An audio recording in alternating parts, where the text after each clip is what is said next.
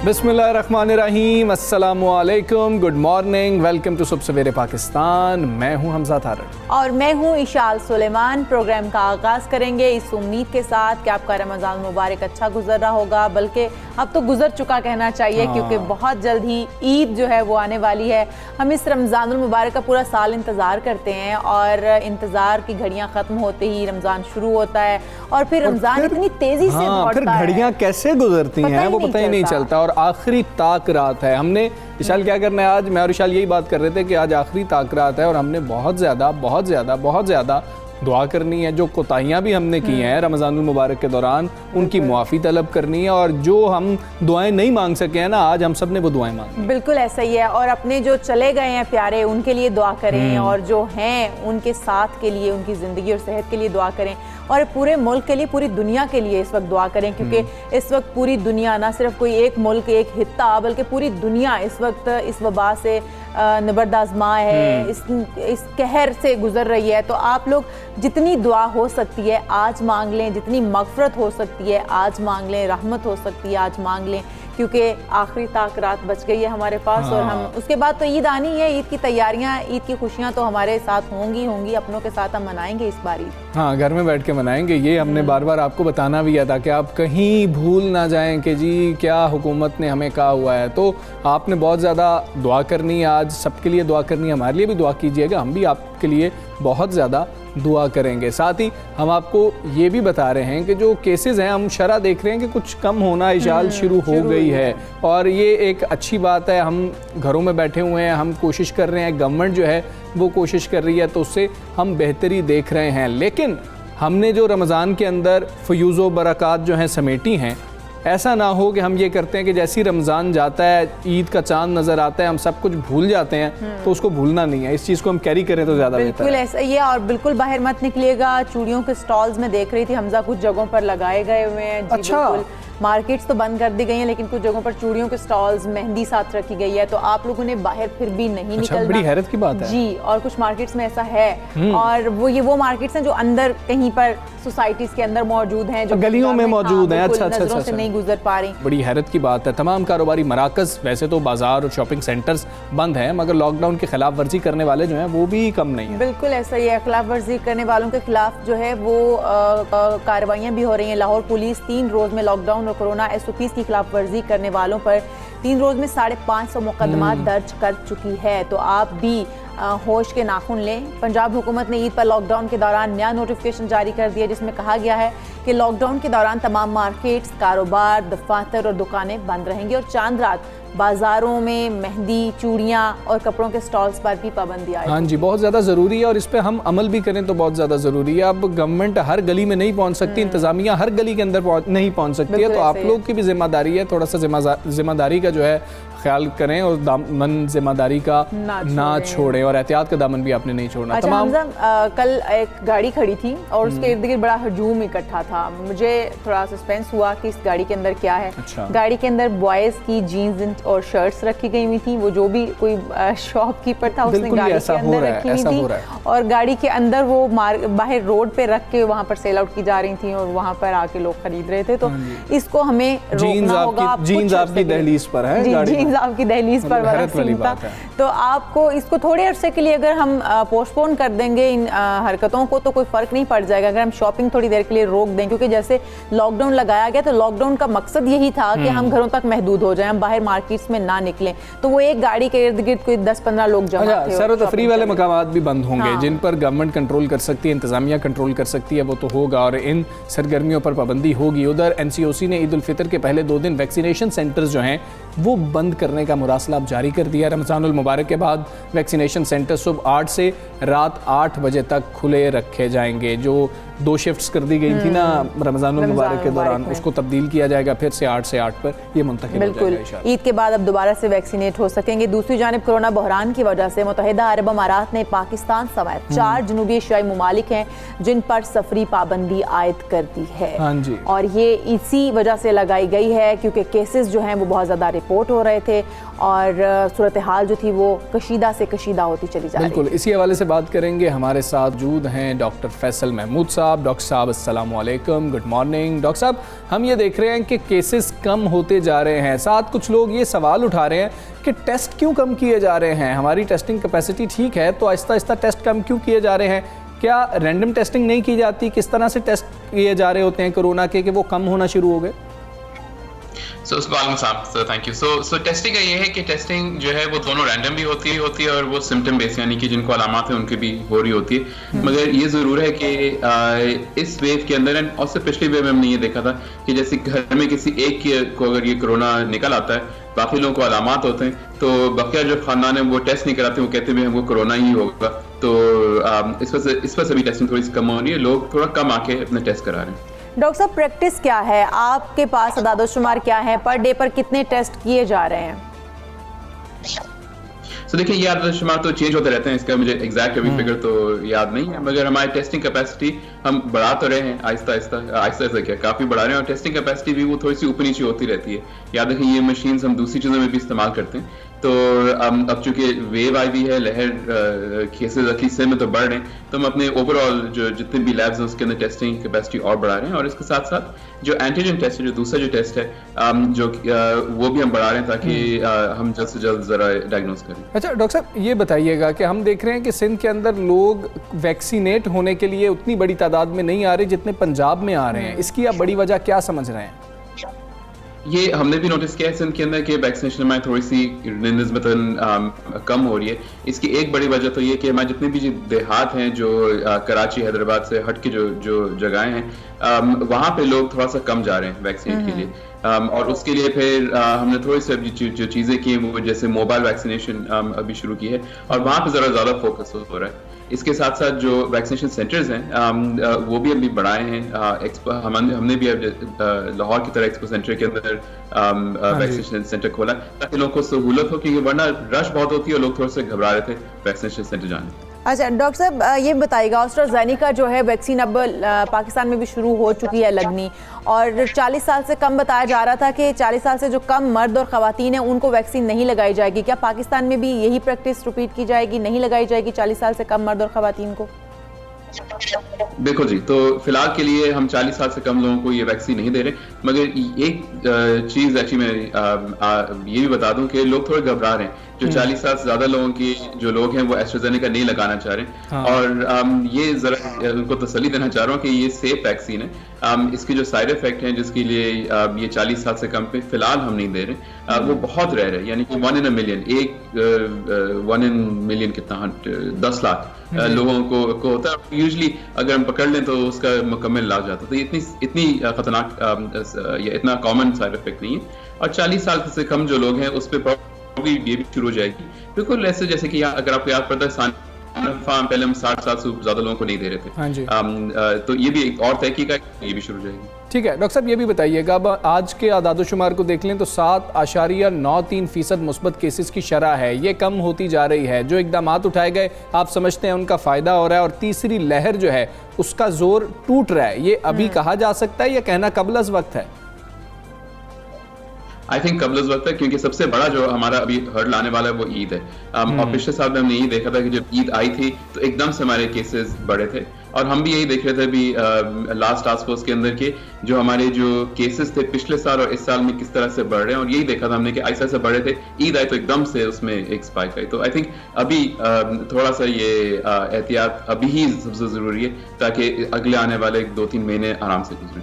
अच्छा डॉक्टर साहब, वैक्सीनेशन का हम अमल देख रहे हैं बहुत ही सुस्त रवि का शिकार है, जैसे कि हमजा पहले भी कह रहे थे सिंध में, क्या इसको ईद के बाद मजीद तेज़ किया जा सकता है और उसके लिए हुकूमत क्या कर रही है?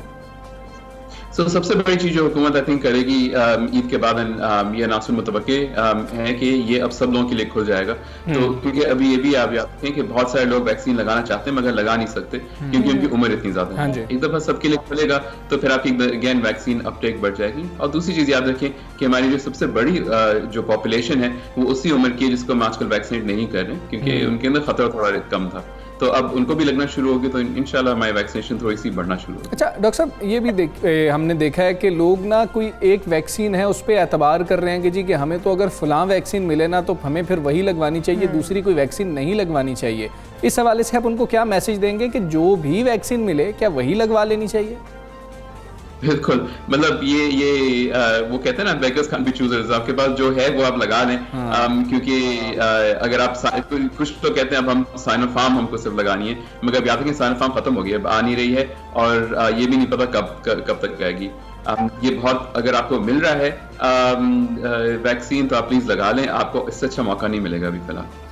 जी ठीक है डॉक्टर साहब, बहुत शुक्रिया आपका। सुबह सवेरे पाकिस्तान आप बात कर रहे थे और एक अहम मामला जिसकी हम 2-3 दिन से बाज़गश सुन रहे हैं, हम पढ़ भी रहे हैं कि बरतानवी मीडिया इसको रिपोर्ट कर रहा है और पाकिस्तान में क्योंकि एस्ट्राज़ेनेका आ चुकी है तो इस मामले को एड्रेस करना बहुत ज़रूरी है। बिल्कुल ऐसा ही है। और हम कोरोना वैक्सीन के हवाले से जो एक अहम खबर है उससे भी आपको आगाह कर रहे थे कि बरतानवी महकमे सेहत ने ऑक्सफोर्ड यूनिवर्सिटी की तैयार करदा कोरोना वैक्सीन से मुतालिक नई हिदायत जारी कर दी हैं। वो ये हैं कि बरतानवी मीडिया ने के मुताबिक ये बरतानवी महकमा सेहत ने वैक्सीनेशन कमेटी जो है उन्होंने कहा है कि 40 साल से कम उम्र मर्द और ख़वातीन को एस्ट्राज़ेनेका वैक्सीन लगाने से रोक दिया जाए। इससे पहले हमने देखा था कि 40 साल से कम उम्र ख़वातीन को एस्ट्राज़ेनेका वैक्सीन ना लगाने की गाइडलाइंस जारी की गई थी। अब नई गाइडलाइंस की बात हो रही है जो बरतानवी मीडिया रिपोर्ट कर रहा है कि जी गाइडलाइंस आ चुकी हैं कि 40 साल से कम उम्र मर्दों को भी नहीं लगाई जाएगी। और इस हवाले से जो अफराद हैं उनको अमरीकी कंपनियों की फाइज़र और मॉडर्ना की वैक्सीन लगाने की हिदायत भी कर दी गई है। बरतानिया में एक्चुअल सूरत हाल क्या है, ये फैसले क्यों लिए जा रहे हैं, क्या वाकई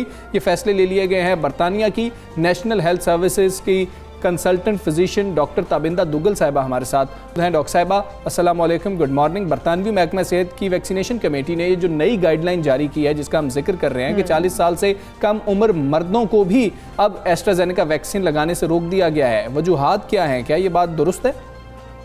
मैं इस को थोड़ी सी आपको तफसील से इसकी बैकग्राउंड बताना चाहूँगी कि एस्ट्राज़ेनेका की जब वैक्सीन बरतानिया में आई और उस वक़्त पहले से एक वैक्सीन मौजूद थी जो कि फाइज़र बायोटेक की वैक्सीन थी जो कि लग रही थी और ये लोकली प्रोड्यूस्ड वैक्सीन थी। बरतानिया में ही इसके बारे में रिसर्च हुई और बरतानिया में ही बनाया गया इसको और बरतानिया के ही लोग इसके ट्रायल्स वगैरह में शामिल थे। उसके अलावा ब्राज़ील में भी इसको ट्रायल किया गया था। जब ये इसका इस्तेमाल आम हुआ तो ये मालूम हुआ कि कुछ लोगों को क्लॉट्स बन रहे हैं दिमाग के कुछ वेन्स के अंदर और फिर ये एक इसके लिए एहतियात जारी की गई कि अगर आपको सर दर्द 4 दिन से ज़्यादा हो तो आप ज़रूर डॉक्टर से रुजू करें और इसका इलाज फौरी तौर पर करवाएं। तो कुछ ये भी महसूस होता है कि अगर लाजमी तौर पर हतमी तौर पे अभी भी ये नहीं कहा जा सकता कि ये वैक्सीन का ही नतीजा था,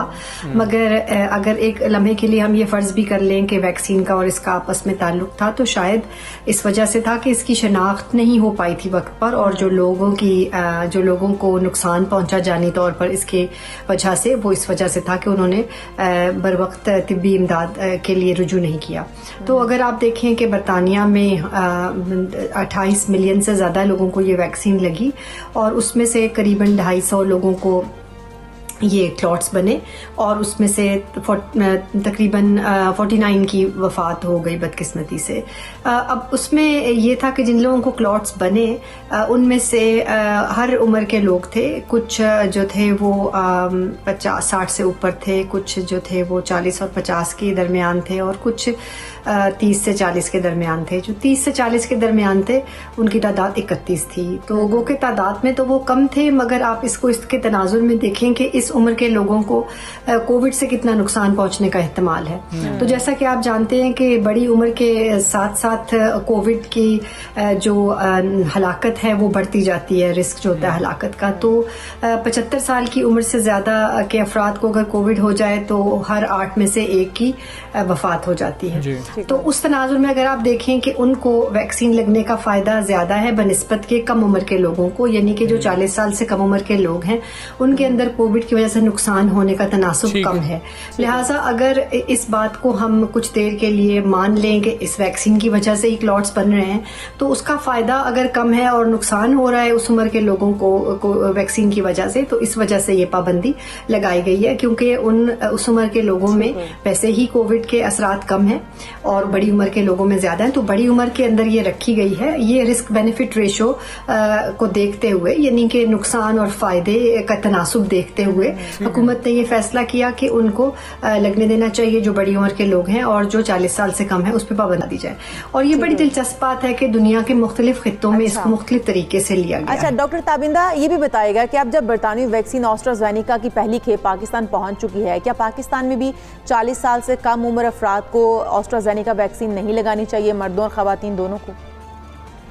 अब आप जो है पाकिस्तान में भी ये वैक्सीन आ गई है पिछले चंद दिनों में, और यूरोप के कई ममालिक में भी अभी पहुंची है। यानी कि उस लिहाज से अगर हम अपने आप को देखें तो हम काफ़ी खुशकिस्मत हैं कि इस टाइम पर हुकूमत की बरवक्त मदद की वजह से ये वैक्सीन पाकिस्तान में दस्तयाब हो गई है। और आप यकीन करें कि जर्मनी में भी पिछले हफ्ते ही ये मैसर हुई और लोगों ने इतना वहाँ पर हजूम हुआ है बुकिंग करने के लिए, वैक्सीन को फौरी तौर पर लेने के लिए, क्योंकि वैक्सीन वहाँ पर बहुत जो है वो कम रफ्तार से हो रही थी जर्मनी में, और काफ़ी ज़्यादा वहाँ पर बीमारी अभी तक मौजूद है और बीमारी से होने वाली हलाकतें भी उसी तरह जारी हैं। जैसा कि आप जानते हैं कि बरतानिया में बहुत एक जो कामयाब वैक्सीनेशन का प्रोग्राम हुआ है, और एक मुतात अंदाज़ा ये है कि अब तक 10,000 अमवात जो है इसकी वजह से बचाई जा चुकी हैं वैक्सीनेशन की वजह से।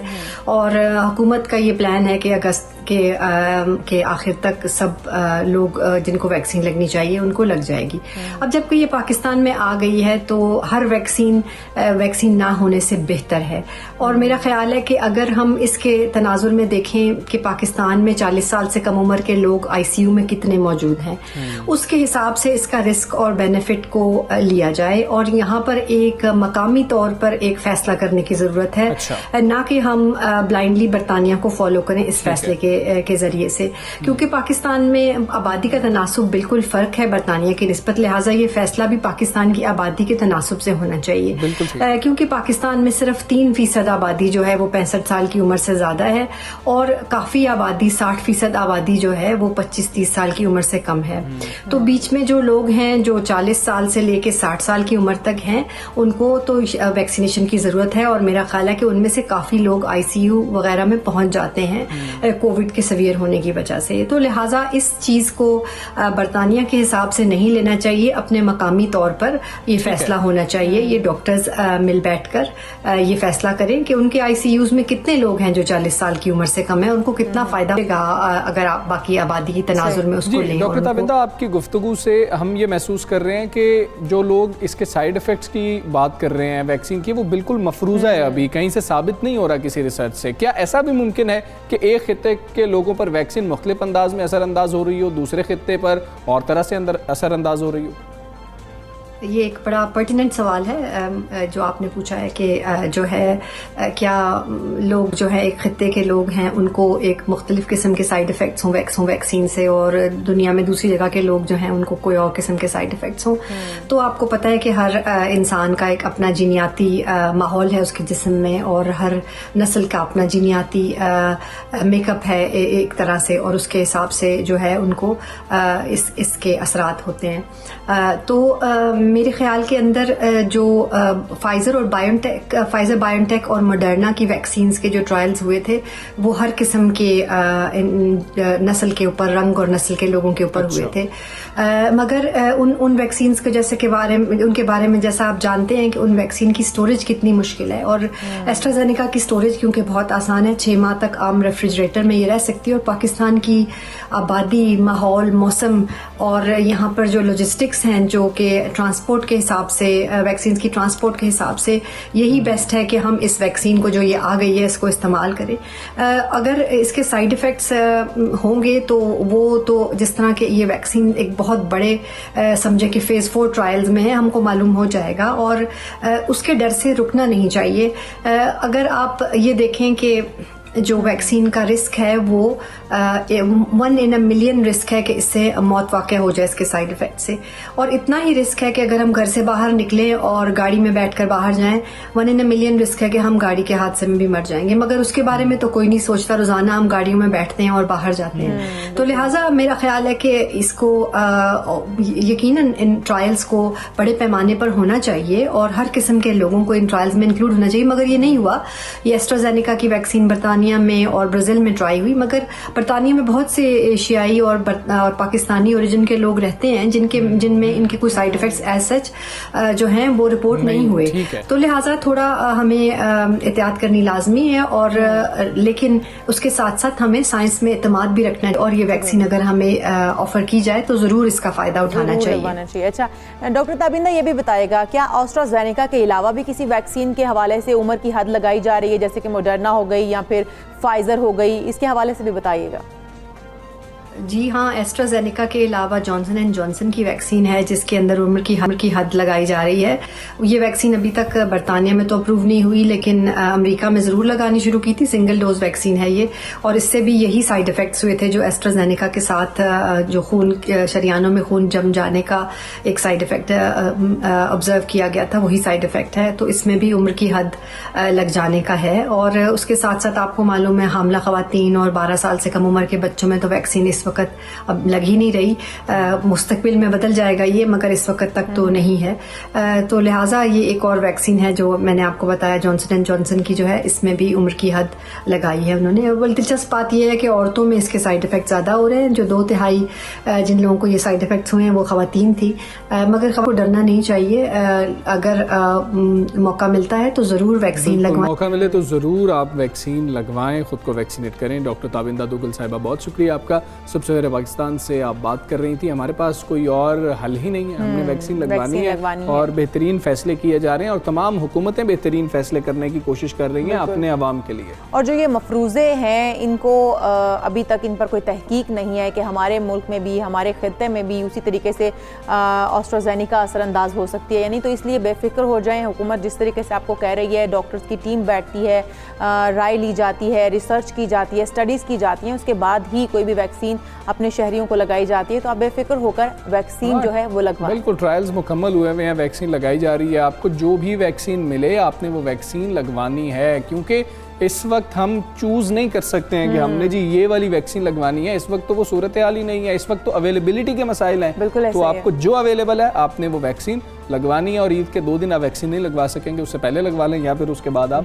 लगवा सकते हैं। ईद के बाद वही औकातकार होंगे और आप दोबारा से वैक्सीनेशन सेंटर्स का रुख कर सकते हैं और जितनी जल्द हो सके अपने आप को वैक्सीनेट करवा लीजिए। हम ब्रेक लें? ब्रेक के बाद लेंगे, आप कहीं मत जाएगा, stay with us.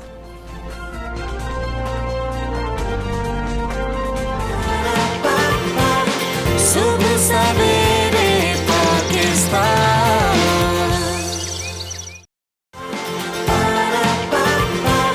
Subah Savere Pakistan. Welcome back to Subah Savere Pakistan. नाजरीन, मौसम की बात कर लेते हैं। मौसम आज मैंने सुबह देखा कि बादल थे थोड़े बहुत और बड़ी अच्छी हवाएं चल रही थी। बिल्कुल ऐसे ही है। तो हम लोग यही सोचते होते हैं कि ईद पर मौसम अच्छा हो जाए। पहले हमें होता है कि रमज़ान मुबारक में मौसम अच्छा रहे ताकि हमारे रोज़े अच्छे गुजर जाएं, गर्मी की शिद्दत कम हो। फिर जैसे ईद करीब आती है तो हमें ये वो जो है चीज़ तंग करने लग जाती है कि कहीं मौसम गर्म ना हो जाए, हमने कपड़े पहनने हैं, हम परेशान होना शुरू हो जाते हैं। हाँ, गर्मी में ना हम लोग कैसे गुजारा होगा। किचन में ख़वातीन ने खड़ा होना होता है, तो गर्मी की शिद्दत अगर कम रहे तो पकवान अच्छे पकते हैं। बिल्कुल ऐसे ही है। और हमने सहरी के वक्त आज देखा कि लाहौर में बड़ी बेहतरीन हवाएं चल रही थी, ठंडी हवाएं चल रही थी। मुल्क के बेशतर मैदानी इलाकों में मौसम गर्म और खुश्क रहने के हवाले से हमें बताया जा रहा है। ताहम जो बालाई पंजाब है, बालाई खैबर पख्तूनख्वा है, बालाई सिंध है, कश्मीर है, गिलगित बल्तिस्तान है, वहाँ पर कहा जा रहा है कि जी आंधी, तेज़ हवाओं और गरज चमक के साथ चंद मकामात पर बारिश का भी इम्कान है? हम तो लाहौर की बात कर लेते हैं। लाहौर में हवा में नमी का तनासुब 70% रहेगा। शहर का कम से कम दर्जा हरारत 24 और ज़्यादा से ज़्यादा 38 डिग्री तक जाने का इम्कान है। आंधी और हवाएं चलने के साथ कुछ मकामात पर बारिश का इम्कान भी है। महकमा मौसमियात ने कहा है कि आज के रोज़ इस्लामाबाद में दिन के वक्त मौसम गर्म, ताहम शाम रात के औकात में चंद मकामात पर आंधी, तेज़ हवाएं चलने और गरज चमक के साथ बारिश की भी तवक्को की जा रही है। अच्छा, सिंध की भी बात करते हैं ना। सिंध के बेशतर अजला में दिन के दौरान मौसम शदीद गर्म रहेगा, खुश्क रहेगा, ये बताया जा रहा है। सखल, लड़काना, जैकबाबाद और इस हवाले से दीगर जो शहर हैं उस बताया जा रहा है कि बाज़ मकामात पर हो सकता है कि कहीं पर बारिश हो जाए। क्या ये बात दुरुस्त है? जितनी गर्मी पड़ रही है लग नहीं रहा वहाँ पर कि ऐसा होगा। हमारे साथ मौजूद हैं डायरेक्टर पाकिस्तान मेट्रोलॉजिकल ज़हीर अहमद बाबर साहब। ज़हीर अहमद बाबर साहब, अस्सलाम वालेकुम, गुड मॉर्निंग सर। सर, ये मौसम के हवाले से जो बातें हमने बताई हैं, क्या मौसम ऐसा ही रहेगा, कुछ बेहतर मौसम होगा? जी बिल्कुल, आइंदा 24 घंटों के दौरान तो मुल्क के ज़्यादातर हिस्सों में मौसम खुश्क और गर्मी होगा। ज़्यादातर इलाके जो खासतौर पर मैदानी इलाके हैं वहाँ पर दिन के दर्जा हरारत जो है वो बढ़ जाएंगे, लेकिन शाम या रात के वक्त जो है मुल्क के बालाई इलाके हैं इनमें आंधी, तेज़ हवाओं और गरज चमक के साथ बारिश का इम्कान है। जैसा कि आपने अभी बयान किया है, उसमें पंजाब के मुख्तलिफ इलाके हैं, रावलपिंडी, कोटवार, लाहौर, गुजरांवाला, सियालकोट और इन इलाकों में जो है वो गरज चमक के साथ और आंधी के साथ जो है वो बारिश का इम्कान है, ख़ुसूसन शाम या रात के औकात में। अच्छा ज़हीर अहमद साहब, कराची की हम बात करते हैं। सिंध में बहुत ही शदीद गर्मी की लहर थी। हमने पिछले दिनों देखा कि हीट वेव का भी इम्कान जाहिर किया जा रहा था और अब बताया जा रहा है कि बारिश के इम्कानात हैं। कितने % बारिश के इम्कानात हैं ताकि जो शहर कायद के शहरी हैं या बाकी शहरों के जो सिंध के लोग हैं वो खुश हो जाएँ? नहीं, सिंध में ज़्यादातर तो खासतौर पर सिंध के मैदानी इलाकों में तो दिन के दर्जा हरारत काफ़ी बढ़ जाएंगे और काफ़ी जो है वो दर्जा हरारत खासतौर पर दादू, मोहनजोदड़ो, जैकबाबाद, शहीद बेनज़ीराबाद, तमाम इलाकों में जो है वो दर्जा हरारत काफ़ी बढ़ गए हुए हैं। दादू और मोहनजोदड़ो और जैकबाबाद में 45 डिग्री सेंटीग्रेड तक दर्जा हरारत बढ़ गया हुआ है। जो आंधी वगैरह का है वो शाम रात के वक्त इन इलाकों में जो है वो छोटी सी आइसोलेटेड डेवलपमेंट हो जाती है, जिसकी वजह से वो आंधी या तेज़ हवाएं चलनी लगती हैं और उसके साथ थोड़ी बहुत गरज चमक हो जाती है। ठीक है सर, ये भी ज़रा बताएं कि ईद पर मौसम कैसा रहेगा? क्या ईद पर बारिश होने का इम्कान है? मौसम ठंडा हो सकता है? जुमेरात के रोज़ तो मुल्क के बालाई इलाकों, कश्मीर के इलाके हैं, रावलपिंडी, इस्लामाबाद, लाहौर, पंजाब के बालाई इलाके हैं, इसी तरह खैबर पख्तूनख्वा के बालाई इलाके, इन इलाकों में तो शाम रात के औकात में जो है गरज चमक के साथ बारिश का इम्कान है जुमेरात के रोज़। इसी तरह जुमे के रोज़ भी सुबह के औकात में मतलब ज़्यादातर जुज़वी तौर पर अबारा रूद रहेगा, लेकिन दिन के औकात में जो है मुल्क के ज़्यादातर हिस्सों में मौसम खुश्क और गर्म होगा। अच्छा सर, ये भी बताएगा, शुरू से बचपन से हम देखते आ रहे हैं कि इस्लामाबाद का मौसम जो है वो पाकिस्तान के बाकी तमाम शहरों से अजला से मुख्तलिफ होता है। अचानक से बारिश हो जाती है, अचानक से जो है वो मौसम में धूप हो जाती है, मौसम सुहाना हो जाता है। क्या रीज़न्स हैं इसकी? बाकी शहर भी हम साथ जुड़े हैं, रावलपिंडी देख लें, लाहौर देख लें, मतलब करीब करीब ही हैं, एक ही खित्ते के हिस्से हैं, लेकिन बहुत ही ज़्यादा फ़र्क देखने में आता है। इस्लामाबाद तो ज़्यादातर जो है वो कोटवार का इलाका है और उसकी पेक्यूलियर जो है लोकेशन है, जिसकी वजह से वाटर बॉडीज की चीज़ें होता ये है कि रात से दिन के औकात में तो दर्जा हरारत काफ़ी बढ़ गए होते हैं, लेकिन शाम या रात के औकात में जब दर्जा हरारत कम होते हैं तो रावलपिंडी, इस्लामाबाद, उसके गिरदोनवा में जो है वो बादल बनते हैं और उसकी वजह से तेज़ हवाएँ और बारिश और आंधी जो है वो। अच्छा ठीक है ज़हीर साहब, ज़रा ये बता दीजिएगा कि सोशल मीडिया पर हम देख रहे हैं कि कुछ खबरें चल रही हैं, वो मुसद्दिका हैं या नहीं है कि जी मई में बहुत ज़्यादा गर्मी पड़ने जा रही है, बारिशें कम होने जा रही हैं। क्या ये ठीक बात है या फिर ये गलत महकमा मौसमियात के हवाले से बातें फैलाई जा रही हैं? देखिए, महकमा मौसम के हवाले से जो भी आपको इन्फॉर्मेशन चाहिए होती है वो महकमा मौसमियात की वेबसाइट पे और वेदर इन्फॉर्मेशन जो हमारा सोशल मीडिया चैनल्स हैं उसके ऊपर जो है वो हम लोग वो उसको सर्कुलेट भी करते हैं और देखते हैं। इसकी ऑथेंटिक जो वेदर रिपोर्ट्स हैं उसके लिए जो मेट ऑफिस की वेबसाइट्स हैं या उनके जो हैंडल हैं उनको जो है वो फॉलो करें, वो ज़्यादा बेहतर है। तो जो नॉर्मल कंडीशन हैं फिलहाल तो खासतौर पर मैदानी इलाके यहाँ पे तो दर्जा हरारत जो है वो बड़े हैं और लेकिन उनके जो बालाई इलाके हैं वहाँ पे वक्त वक्त से खासतौर पर शाम या रात के औकात में दर्जा हरारत कम हो जाते हैं और वहाँ पे बारिश हो जाती है। तो लेकिन फिर भी मैं दोबारा ये कहूँगा कि जब भी आपने वेदर फोरकास्ट देखी हो या कोई भी वेदर इन्फॉर्मेशन लेनी हो तो वो हमारे जो ऑफिशियल चैनल्स हैं उनको फॉलो किया जाए। ठीक है ज़हीर साहब, बहुत शुक्रिया आपका। सुबह सवेरे पाकिस्तान बात कर रहे थे और बता रहे थे कि जुमेरात के रोज़ तो बारिश का इम्कान है, मतलब कि ईद पे मौसम खुशगवार हो सकता है। बिल्कुल, और जैसे ही हम सुनते हैं ना कि मौसम खुशगवार होने जा रहा है, तो जो दिलों के मौसम है वो भी खुशगवार हो जाते हैं, अच्छे हो जाते हैं। हमें एक अच्छी उम्मीद लग जाती है कि मौसम जो है वो अच्छा होगा, दिन अच्छा गुजरेगा, रात अच्छी गुजरेगी। तो आगे बढ़ के एक बड़ी इंपॉर्टेंट चीज़ है, हम बात करते हैं। हम ये तो कहते हैं कि खाना ज़ाया नहीं करना चाहिए, लेकिन हम लोगों के घरों में इतना ज़्यादा खाना ज़ाया हो रहा होता है कि हम लोग शायद उस तरफ ध्यान भी नहीं दे रहे होते हैं। खाना फेंको नहीं, शेयर करो, अपना बचा हुआ खाना बांटना सीखें। ये पैगाम है हैदराबाद के नौजवानों की फलाही तंजीम फूड सेवर का, जिनका आज़म यह है कि कोई भूखा ना सोए। कोरोना वबा के दौरान दिहाड़ी पर काम करने वाले मेहनत कशों के घरों में जो चूल्हे थे ठंडे पड़ गए थे, जिसकी वजह से इनके घरों में फाकों की नौबत आ गई। ऐसे में हैदराबाद के बाहिम्मत नौजवान ने फूड सेवर के नाम से ये तंजीम बनाई है। हाँ जी, होटल्स, शादी हॉल्स, घरों से बचा हुआ या ज़ायद खाना जो है वो इकट्ठा करना इन्होंने शुरू कर दिया। फिर इस खाने को मुख्तलिफ मकामात पर मुस्तहिक अफराद में तकसीम किया जाता है और नौजवानों ने शहर के मुतअद्दिद मकामात पर रेफ्रिजरेटर्स भी रख दिए हैं जहाँ लोग खुद भी खाना रख जाते हैं। ये बहुत अच्छा कदम है। वो खाना फ्रिज से उठाकर मुस्तहिक अफराद तक पहुंचाया जाता है और इन बाहिम्मत नौजवानों का कहना है कि हम पाकिस्तानी अपना 40% खाना ज़ाया कर देते हैं, जो कि तकरीबन 30 मिलियन टन बनता है, जिससे करोड़ों अफराद को का पेट भरा जा सकता है, उन्हें खाना खिलाया जा सकता है। तो अपना खाना वैसे भी हमें ज़ाया नहीं करना चाहिए। हमारी प्रैक्टिस ये है हमजा कि हम कहते हैं कि घर पे कोई मेहमान आ गया तो खाना एक्स्ट्रा तो हो जाए लेकिन कम ना हो, और वो जो एक्स्ट्रा हो जाता है वो इतना एक्स्ट्रा हो जाता है कि फिर हम लोग अगले दिन उसको इस्तेमाल करने के बजाय हम बिन करते हैं। बिल्कुल ठीक है। ये आइडिया कैसे आया, किस तरीके से नौजवानों ने काम शुरू किया? फूड सेवर तंजीम के अहम रुकन उबैदुर रहमान हमारे साथ मौजूद हैं। अस्सलाम वालेकुम, गुड मॉर्निंग। खाना ज़ाया होने से बचा कर लोगों तक पहुंचाने का ख्याल आप लोगों को कैसे आया? कितने दोस्त थे जिन्होंने ये काम शुरू किया? अस्सलाम वालेकुम सर। बेसिकली ये आइडिया बहुत सी कंट्रीज़ में चल रहा था और मैंने कुछ डॉक्यूमेंट्स भी देखी हुई थी इस हवाले से। तो कोशिश थी कि हम अपनी तरफ से कुछ लोगों का भला करें। हम अपनी तरफ से राशन वगैरह तो देते थे, लेकिन वो एक परमानेंट सॉल्यूशन नहीं होता था। फिर मैंने आइडिया शेयर किया दोस्त के साथ कि हम देखते थे शादियों में और मुख्तलिफ रेस्टोरेंट में बहुत सारा खाना ज़ाया हो जाता था और बहुत से लोग टेक अवे करवाते थे, लेकिन बहुत से लोग नहीं भी करवाते थे, तो वो डस्टबिन में चला जाता था। हमारे घरों में भी वेस्टेज होती थी। तो ये आइडिया मैंने शेयर किया अपने दोस्त के साथ जो कनाडा में रहता था। फिर उसने मुझे अप्रिशिएट किया। फिर उसने एक और दोस्त है दानिश अलियाद, उसके साथ मुझे कनेक्ट करवाया। फिर हमने इनिशिएट किया।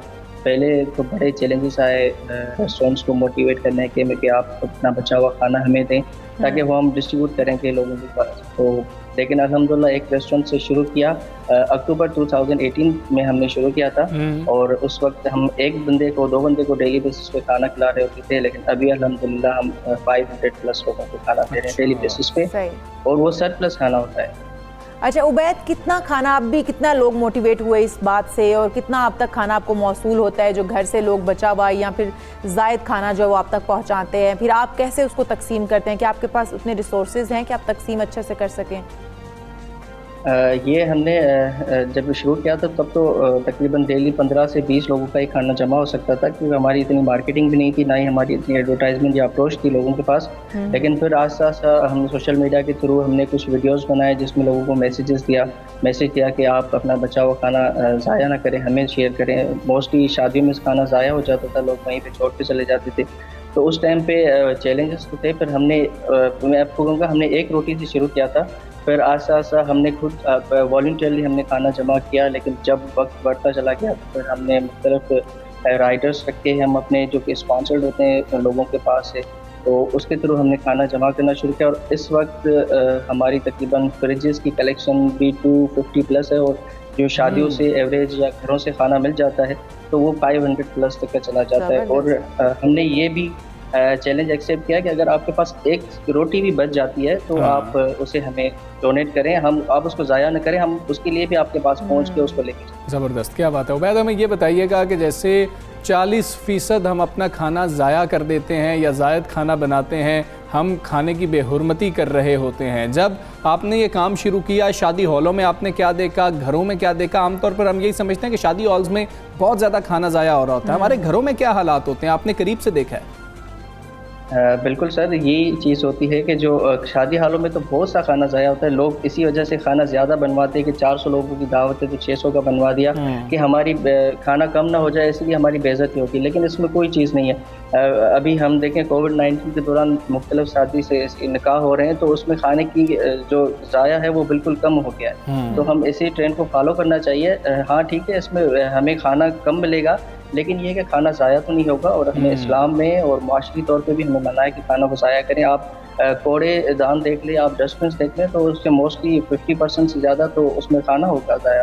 और घरों की आप बात करते हैं तो घरों में भी बहुत सारा खाना बच जाता है। हम मोस्टली ज़्यादा बनाते हैं और एक रोटी बच जाती है, 2 रोटी तो हर घर में बच जाती है। तो हमारा जो फ्रिजेस का आइडिया था वो भी इसी बिहाफ पे था कि अगर 200 लोगों का एक अपार्टमेंट है, 200 घरों का अपार्टमेंट है, तो हम हर घर से तो एक रोटी कलेक्ट नहीं कर सकते। फिर हमने उनको रिक्वेस्ट की कि हम आपके अपार्टमेंट्स के नीचे हम फ्रिज रख देते हैं। अच्छा। आपके घर में एक रोटी बच जाती है और 200 घरों से अगर एक भी रोटी मिल गई तो 200 रोटियां बड़ा वैल्यू रखती हैं हमारे। तो ये अच्छा। इसी वजह से हमने फ्रिजेस भी रखे। उबैद, अब तक आपका दायरा कार किन किन शहरों तक महदूद है और आप उसे कितनी वुसअत देना चाहते हैं, कहाँ तक फैलाना चाहते हैं? हमारा अभी तक सिर्फ हैदराबाद शहर में है और कोविड के दौरान हमने ठट्टा और सजावल में राशन भी बांटा था। लेकिन जो खाने का हमारा सिस्टम है जमा करने का सरप्लस, वो हैदराबाद तक ही महदूद है। अभी हमने वर्किंग की हुई है कराची के मुख्तलिफ एरियाज़ की, मलीर या कुछ एरियाज़ हैं, इवन बहरिया टाउन भी है उसमें। तो हम चाहते हैं कि इस काम को कराची में हम इनिशिएट करें और हमें ज़रूरत है, गवर्नमेंट की भी ज़रूरत है, हमें मुख्तलिफ लोगों की भी ज़रूरत है, ताकि वो हमें रिसोर्स जो चाहिए, हमें किचन चाहिए, हमें राइडर्स चाहिए, हमें वहाँ के लिए जो मुख्तलिफ स्पॉट्स बनाने चाहिए, हमें रेफ्रिजरेटर्स चाहिए। तो हम ये सारा काम कर सकते हैं। हमारा अल्हम्दुलिल्लाह प्रॉपर सॉफ्टवेयर है, हमारी हर एक कलेक्शन रिकॉर्ड होती है, कहाँ जाती है वो भी रिकॉर्ड होती है। तो हमारे पास पूरा स्ट्रक्चर है। हम इसको मुख्तलिफ शहरों में करना चाह रहे हैं। लाहौर हो गया, इस्लामाबाद हो गया, और अगर हमें रिसोर्सेज मिल गई तो हम कर सकते हैं। ये चीज़ अगर हम इस पे आ गए तो मुझे नहीं लगता कि हमें दस्तरखान पे या ये चीज़ें लगाने की ज़रूरत होगी, क्योंकि बहुत सारा खाना ज़ाया हो जाता है, उसको हम बचा के बहुत से लोगों का पेट भर सकते हैं बजाय खाना प्रोड्यूस करने। बिल्कुल ठीक है उबैद, ये तो दूसरा मरहला है जिस पे आपने काम किया कि खाना ज़ाया हो रहा था, उस खाने को किसी तरह से बचाया जाए और वो मुस्तहिक लोगों तक पहुंचाया जाए। लेकिन जो खाना ज़ाया हो रहा है, जो पहला स्टेप है, वो हम लोगों को कैसे समझा सकते हैं, कैसे रोक सकते हैं, किस तरीके से उनको एजुकेट किया जा सकता है कि आप ज़ायद खाना मत बनाएं, खाने को ज़ाया मत करें, प्लेट में कम खाना डालें, दोबारा डाल लीजिएगा अगर आपको फिर भूख महसूस हुई तो। सर ये एक चीज़ है, लेकिन मैं अफसोस के साथ कहना चाह रहा हूँ कि हमारे बहुत सारे पढ़े लिखे लोग भी जब शादियों में जाते हैं तो वो अपनी लिमिट से ज़्यादा खाना प्लेट में उठा लेते हैं। जो बुफे सिस्टम है वो सबसे मेन वजह है खाने की वेस्टेज की। और इवन जब हम कहीं पे खाना ऑर्डर भी करते हैं तो भी अपनी लिमिट से ज़्यादा ऑर्डर करते हैं। तो सबसे पहली चीज़ ये है कि अगर हम खाना ऑर्डर करें तो उतना ही ऑर्डर करें जितना हम खा सकें और उसको वेस्टेज ना करें। और अगर बच भी जाता है तो आप किसी को पार्सल करवा के डिस्ट्रीब्यूट करें। और घरों की अगर आप बात करें तो हम मोस्टली ऐसी चीज़ें ज़्यादा परचेज़ कर लेते हैं शॉपिंग हॉल से या फिर अपनी मतलब मार्केट से, जो कि इतनी कंज्यूम नहीं होती है। फॉर एग्जांपल सब्जी हो गई या दूसरी चीज़ें होगी, अगर हम आपको क्वांटिटी ऑफ द पर्सन्स के हिसाब से हम परचेज करना शुरू करें, इतना ही खरीद करें जो है जितना हमारे पास अफराद हैं घर में, तो उस हिसाब से हम इसको मैनेज कर सकते हैं। अच्छा, और बहुत से लोग एजुकेट हुए हैं। जी उबैद, इशाल, ये तो हमने नेगेटिव साइड अपनी डिस्कस की ना, अपने घरों की बात की कि हम खाना ज़ाया करते हैं। जब आपने ये काम शुरू किया तो हम पॉजिटिव साइड की बात करते हैं। क्या कुछ ऐसे लोग भी शामिल हुए जो स्पेशली खाना बनाते हैं कि जी कि आप मुस्तहिक लोगों में तकसीम करते हैं तो हम आपके लिए स्पेशली खाना बनाते हैं ताकि आप उन लोगों तक पहुँचाएँ? ऐसे लोग भी हैं कुछ?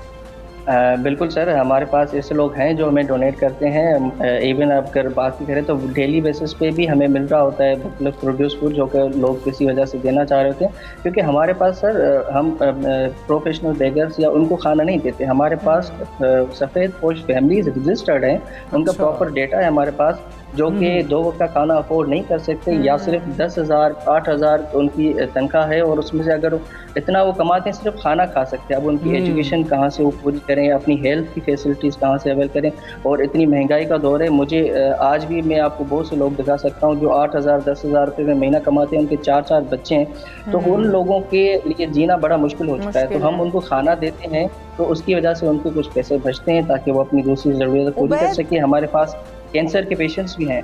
अच्छा, उबैद, आपके ये काम बड़ा मुश्किल है कि खाना कलेक्ट करना, चाहे वो फ्रिजों से है, फिर उनको लोगों तक पहुंचाना, उनके घरों तक पहुंचाना। कितनी टीम मेंबर्स हैं जो आपके साथ काम कर रहे हैं? मैम, अगर हम हैदराबाद के हवाले से देखें तो हमारे पास 3 राइडर्स हैं जो कि मुख्तलिफ रेस्टोरेंट से, और एक राइडर है जो कि रैंडम कॉल्स के लिए है, 2 हैं जो इनका काम यही है कि मुख्तलिफ रेस्टोरेंट से कलेक्ट करके आना खाना। एक लिमिटेड टाइम होता है जो कि इनकी क्लोजिंग होती है, तो वो खाना वहाँ से जमा करके आ जाते और हैं। ये वॉलंटियरली काम कर रहे हैं आपके साथ, सैलरी बेस्ड पे नहीं है? नहीं, हमारे पास वॉलंटियर्स भी हैं तकरीबन 7-8, लेकिन हमारे पास पेड है, ये स्पॉन्सर्ड है। किसी बंदे ने हमारी हेल्प करना चाहिए तो हम उनसे कैश में कोई डोनेशंस नहीं लेते। हम उनको कहते हैं कि आप हमें कोई राइडर स्पॉन्सर कर दें, हमें शेफ स्पॉन्सर कर दें, या आप हमें किचन स्पॉन्सर कर दें। तो इस हवाले से हमें ठीक है उबैद, बहुत शुक्रिया आपका। सुबह सवेरे का हिस्सा बने, आप बहुत अच्छा काम कर रहे हैं और हमें इससे ये सीखना है कि हमें खाना ज़ाया नहीं करना, लेकिन अगर हम खाना लोगों में तकसीम कर सकते हैं तो हमें ज़रूर करना चाहिए। बिल्कुल ऐसा ही है। और अब यहाँ पर मेरे ख्याल में हम ब्रेक ले लेते हैं। ब्रेक के बाद से वापस आएंगे, आप कहीं मत जाइएगा, stay with us.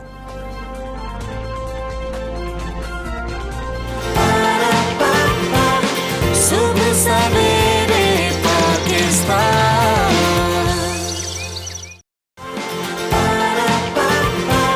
Subah Savere Pakistan.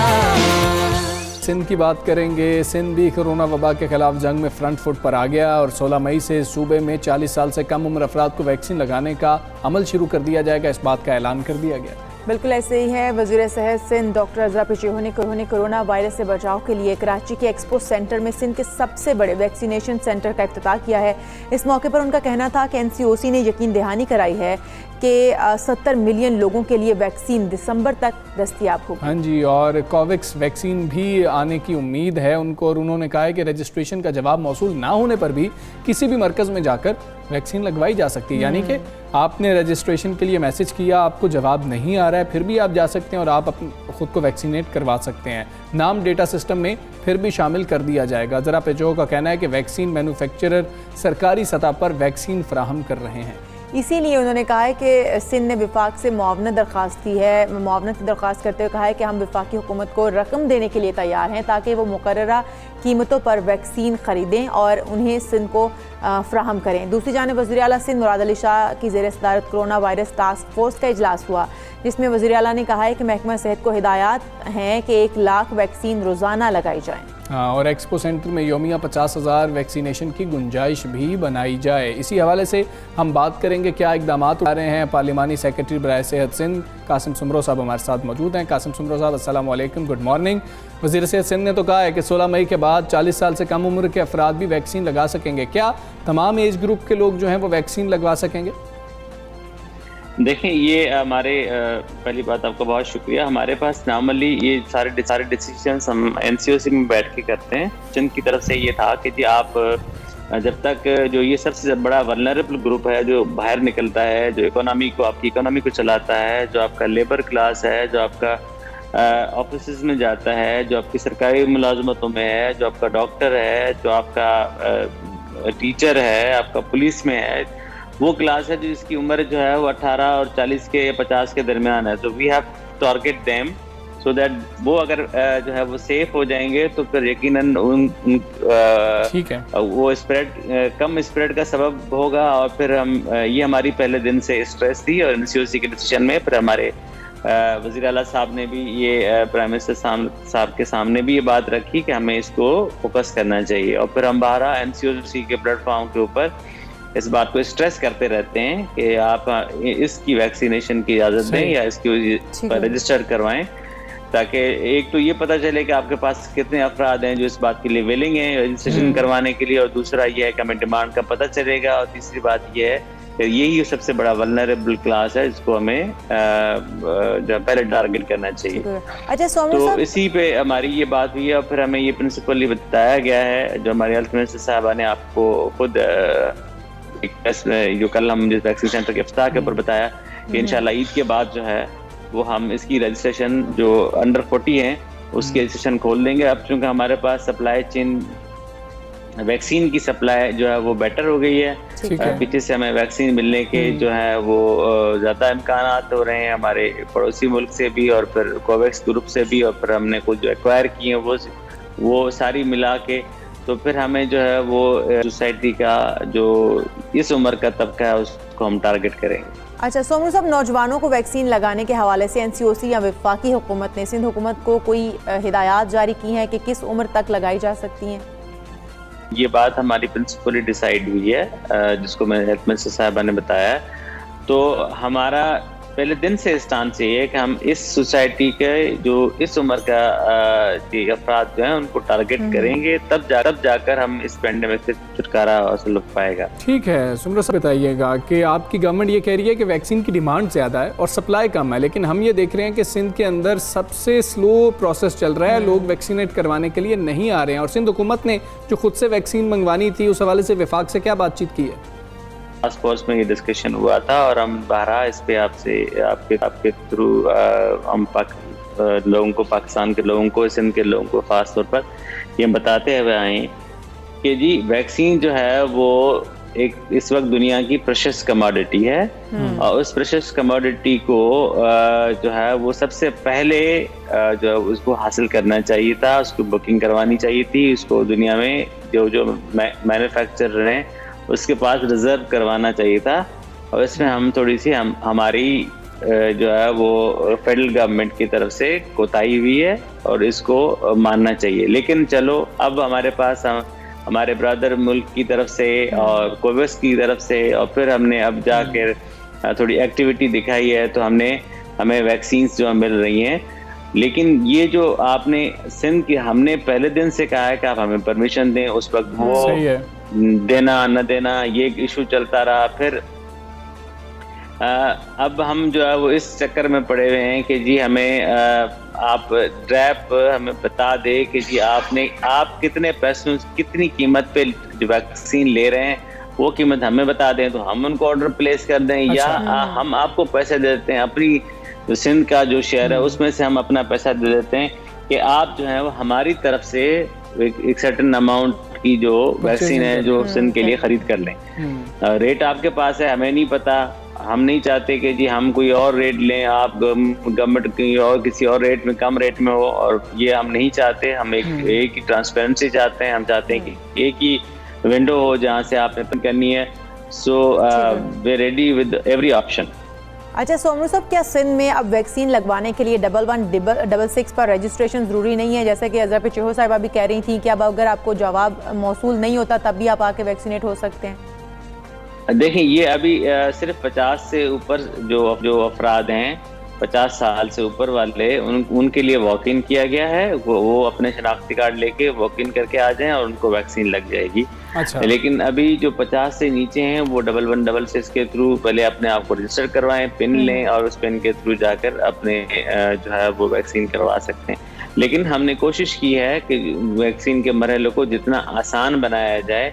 तो हम लोगों को ये भी कहते हैं कि आप अगर इस एज लिमिट ब्रैकेट में आते हैं तो आप आ जाएं, हम आपको वैक्सीन जो है वो टाइमली कर सकते हैं और हम उसका पिन जनरेट कर लेंगे, आपको निम्स में रजिस्ट्रेशन कर देंगे। अच्छा। सो हमारी सबसे बुनियादी कोशिश है, पहली और आखिरी कोशिश ये है कि ज़्यादा से ज़्यादा लोग वैक्सीनेट हों तो हम इस वबा से जल्दी छुटवा सकें। कासिम सुमरू साहब, बहुत शुक्रिया आपका। सुबह सवेरे पाकिस्तान से आप बात कर रहे थे। इशाल तमाम सूबाई हुकूमतों को वफाक के साथ मिलकर ये फैसले करने हैं और वाकई ही अगर हम बात करें इसमें सबको एक यूनिट बनना है और एक यूनिट बन के लोगों को वैक्सीनेट करवाना है किसी भी तरह से। इस वक्त हमारा जो मेन मकसद होना चाहिए, मोटो होना चाहिए, वो यही होना चाहिए कि तमाम जो इस वक्त हमारे मुल्क के शहरी हैं, बासी हैं, वो सारे के सारे वैक्सीनेट हो जाएं जल्द से जल्द, जितनी भी जल्द हो सके। बिल्कुल ऐसे ही है। हमजा, फेवरेट फ्रूट कौन सा है? मेरा फेवरेट फ्रूट है आम और मुझे उसका शिद्दत से इंतजार है कि कब मार्केट में आएगा। आ तो चुका है लेकिन उस क्वालिटी का आम अभी तक मार्केट में नहीं आया जो मिर्जा गालिब खाते थे। हाँ, जो मिर्जा गालिब खाते थे, मीठा मीठा लज्जत भरा। तो फिर आम के हवाले से हमारे पास खबर कुछ अच्छी नहीं है। लेकिन ये तो है, मैं बहुत टेंशन में आ गई हूँ खबर सुनकर कि अगर मेरे तक मीठे मीठे लज्जत भरे रसीले आम नहीं पहुँचे या फिर वो अच्छी क्वालिटी के नहीं पहुँचे तो क्या होगा मेरे या कम पहुँचे या महंगे पहुँचे, पता नहीं किसकी नज़र लग गई है। इतने बेहतरीन जो बादशाह है फलों का, उसको सिंध में आम के बागात में बीमारी फैल गई है जी, जिसके बाद इस साल सिंध भर में आम की मजमूई जो पैदावार है उसमें 15% तक कमी का खदशा पैदा हो गया। खुशी से हम आपको बात नहीं बता रहे हैं, हम खुद बहुत अफसरदा हैं। बहुत अफसरदा हैं। सिंध भर में मजमूई तौर पर 21,000 एकड़ से ज़ायद रकबे पर आम के बागात मौजूद हैं, जिनमें से 30% बागात सिर्फ मीरपुर खास ज़िला में है। ताहम इब्तदाई दिनों में ही बागात पर बीमारी के हमले से आम की जो मजमूई पैदावार है उसमें 15% तक कमी जो है वो उसका खदशा पैदा हो गया। और सिंध में लगभग 154 से ज़ायद काश्तकार इस लजीज फल की काश्त और पैदावार में मसरूफ़ हैं, जिनमें से 40% काश्तकारों का ताल्लुक मीरपुर खास से ही है। और काश्तकार अपने बाग में लगने वाली बीमारी का अब तक इलाज सामने ना आने पर बहुत ज़्यादा फिक्रमंद है, उनको पता ही नहीं है कि इसका हल क्या है। बिल्कुल ऐसा ही है। और सिंध जो पार्टिकल्चर रिसर्च इंस्टीट्यूट के ज़राए हैं उनके मुताबिक बताया जा रहा था कि आम के बागात में लगने वाली बीमारी हर माहिरीन की तहकीक उस पर जारी है। माहिरीन जो है वो तहकीक कर रहे हैं इस पर, लेकिन अभी तक जो है उसका तदारुक नहीं हो पा रहा या हम उसको जान नहीं पा रहे कि ये बीमारी आखिर है क्या, ताकि उसका इलाज जल्द से जल्द पकड़ा जाए। तदारुक के लिए वो कह रहे हैं जी कि पेशरफ्त और हिदायत से काश्तकारों को जल्दी आगाह कर दिया जाएगा, हम कोशिश कर रहे हैं। अच्छा, हमारा आम एक्सपोर्ट भी बहुत ज़्यादा होता है और इस पे हमारी एक्सपोर्ट्स का इन्हिसार भी होता है। फिर हम देखते हैं कि लोग बहुत ज़्यादा पसंद करते हैं और अगर ये फल महंगा हो जाएगा, मज़ीद वैसी बड़ी महंगाई है, बहुत परेशानी होगी। हम इसी पर बात करेंगे, सारी सूरत हाल है क्या। सरपरस्त आला fruit and vegetable exporters association Waheed Ahmed साहब हमारे साथ मौजूद है। वहीद साहब अस्सलाम वालेकुम, गुड मॉर्निंग। सर, ये सिंध में जो इब्तदाई दिनों में ही बागात पर बीमारी के हमले की हम बातें सुन रहे हैं, मजमूई पैदावार की बात सुन रहे हैं कि 15% तक कमी का खदशा है। पहले हम बात कर लेते हैं कि एक्सपोर्ट में हमें कितना नुकसान हो सकता है, हम कितने फिक्रमंद हमें होना चाहिए। जी वालेकुम सलाम जी, गुड मॉर्निंग। बहुत शुक्रिया इसलिए कि मौजू बड़ा और रमज़ान और आम की बात हो रही है, किंग ऑफ फ्रूट है हमारा। बात ये है कि जो आपने बात की है कि मैंगो के अंदर जो सिंध के अंदर इश्यूज आ गए हैं डिजीज़ के, तो बात ये कि ये तो आज की बात हम नहीं कर रहे, डिजीज़ तो हर साल ही आ रहे हैं और प्रॉब्लम आ रही है। पिछले साल भी हमारे प्रोडक्शन के ऊपर इम्पैक्ट पड़ा था, सिंध के ऊपर भी और पंजाब में भी। सिर्फ मैं आपको समझाना चाहता हूँ, पाकिस्तान की टोटल जो प्रोडक्शन है वो 18 लाख मेट्रिक टन है, 18 लाख मेट्रिक टन है, जिसका जो शेयर है सिंध का वो 29% शेयर है। उसके बाद फिर पंजाब का। हमारी जो विंडो है इंशाल्लाह ताला इस साल जो हमारी एक्सपोर्ट जो all Pakistan food exporter association ने आज से 7 साल पहले तारीख रखी थी कि इससे पहले 20 मई से पहले आम एक्सपोर्ट नहीं होना चाहिए। इस साल हमने उस डेट को बदल के 25 मई रखा है। उसकी वजह क्या है कि हमने तारीख क्यों रखी और आगे क्यों बढ़ाई है? उसकी मेन वजह है कि ग्लोबल वार्मिंग, क्लाइमेट चेंज हो रहा है, मौसम आगे की तरफ जा रहा है। इसकी वजह से जो है ना डिजीज इम्पैक्ट कर रहा है कि सर्दियां आगे की तरफ जा रही हैं, गर्मियां देर को शुरू हो रही है पूरे पाकिस्तान का। इसी को हम ग्लोबल वार्मिंग और क्लाइमेट चेंज का इम्पैक्ट कह रहे हैं। आज हम नहीं बात कर रहे कि ये आज डिजीज आ गया आम का और ये फसल कम हो गई। तो अगर हम 5-6 साल अगर आप हमारी रिपोर्टिंग भी देखें तो हर साल हम यही बात कर रहे होते हैं। बात ये कि हमारे यहाँ मसला क्या है और इसके ऊपर हल क्यों नहीं हुआ जा रहा है, क्योंकि हमारे यहाँ रिसर्च एंड डेवलपमेंट का कोई इंस्टीट्यूट अगर है तो वो काम नहीं हो रहा। तो ये 18 अमेंडमेंट के बाद सूबे की जिम्मेदारी है। हमारा आम 29% जो है वो सिंध में लगता है, 1% खैबर पख्तूनख्वा में और 70% जो आम है हमारा पंजाब में। सबसे बड़ा जो मेजर है वो पंजाब में है, मगर वहाँ की भी अच्छी रिपोर्टिंग नहीं आ रही कि फसल के लिहाज से, क्योंकि वहाँ पे भी जो शुरू में फ्लावरिंग बहुत अच्छी हुई थी मगर अब जो है काफ़ी कम आम हुआ है। जो वो भी मैं ये समझता हूँ कि अभी तो सीजन तो स्टार्ट भी नहीं हुआ है पंजाब का, जो जाके 10 जून के और एंड ऑफ जून में जो वैरायटियां जो हम एक्सपोर्ट करते हैं, मगर सिंध की जो मेन वैरायटी है। अच्छा सर, ये आप कह रहे हैं कि पंजाब की जो आम की पैदावार है वो भी खासी मुतासिर हुई है। क्या जो बीमारी आप कह रहे हैं वो पंजाब के आमों के ऊपर भी वही असरअंदाज हो रही है? जी, पाकिस्तान में तो यही जो सिंध के साथ ही हमारा पंजाब शुरू हो जाता है, उसी बेल्ट के साथ आम लगा हुआ है, रहीम यार खान से शुरू होता है। तो जाहिर बात है वो डिजीज फ्लाई हर जगह करता है, क्योंकि यहाँ पे कोई क्वारंटाइन सिटी तो सिटी है नहीं कि ये चीज़ वहाँ ना जाए, उससे वो मूवमेंट चली जाती है, तो वहाँ का भी इम्पैक्ट है। तो वही कल ही मैं अपने पंजाब के किसानों से बात कर रहा था और उनसे पूछ रहा था, उन्होंने कहा अगर ये 20 दिन पहले अगर आप मेरे से कर रहे होते तो मैं बड़ा ये कह रहा होता कि फसलें बड़ी ज़बरदस्त हैं पंजाब की भी और सिंध की भी, कंपेयर टू लास्ट ईयर।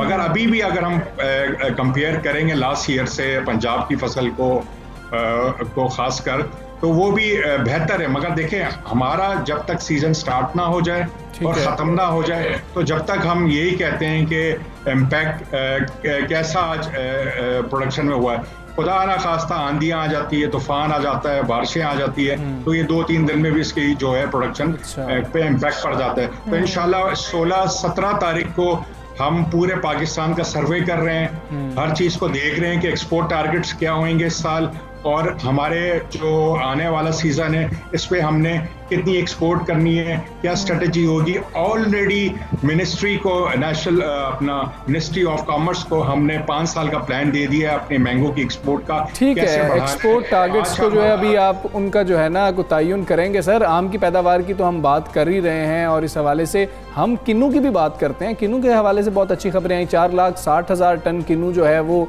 बैरून मुल्क एक्सपोर्ट किया गया है। कहा जा रहा है कि मुल्क की तारीख में सबसे ज़्यादा हुआ। कैसे ये मुमकिन हो पाया? आप लोग कितने मुतमईन हैं? मज़ीद इजाफा भी मुमकिन है सर? देखिए जी, किन्नू का सीज़न तो हमारा ख़त्म हो चुका है। बात है कि ये रिकॉर्ड एक्सपोर्ट हुई है जो आज तक पाकिस्तान से किन्नू की नहीं हुई, और इसका जो क्रेडिट जाएगा एक्सपोर्टरों को, क्योंकि उन्होंने इतनी मेहनत से पूरे 40 मुल्कों में एक्सपोर्ट की है। मगर बात ये है कि एक्सपोर्ट तो किए, मगर हमें रिकॉर्ड लॉसेस भी हुए हैं अपने एक्सपोर्टरों को। अच्छा। और बात ये कि इसमें हम ये ज़रूर कहेंगे कि जो हमारी ministry of commerce, national food security ने हमारी हेल्प आउट भी की है इस टारगेट को पहुंचने के लिए। जहाँ पे मसले तो वो हल भी किए हैं।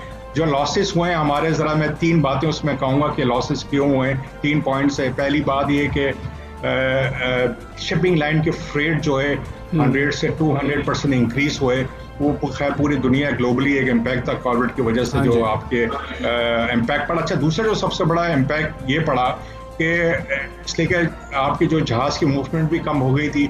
जो ट्रांजिट टाइम, जिसका जब हम सफ़र कहते हैं कि जो 25 से 30 दिन, मैं मिसाल रशिया की दूंगा क्योंकि सबसे बड़ी जो मंडी है आज पाकिस्तान की वो रशिया है, वो कम से कम हमारा जो नॉर्मल ट्रांजिट टाइम था पिछले साल 25 से 30 दिन, इस साल क्या हुआ 40, 45, 50 दिन। इसी तरह दुनिया के हर मुल्कों में ये इम्पैक्ट पड़ा। अच्छा, क्या हुआ कि मैं मिसाल है कि मेरा इंपोर्टर ने 10 कंटेनर का वीकली ऑर्डर किया है।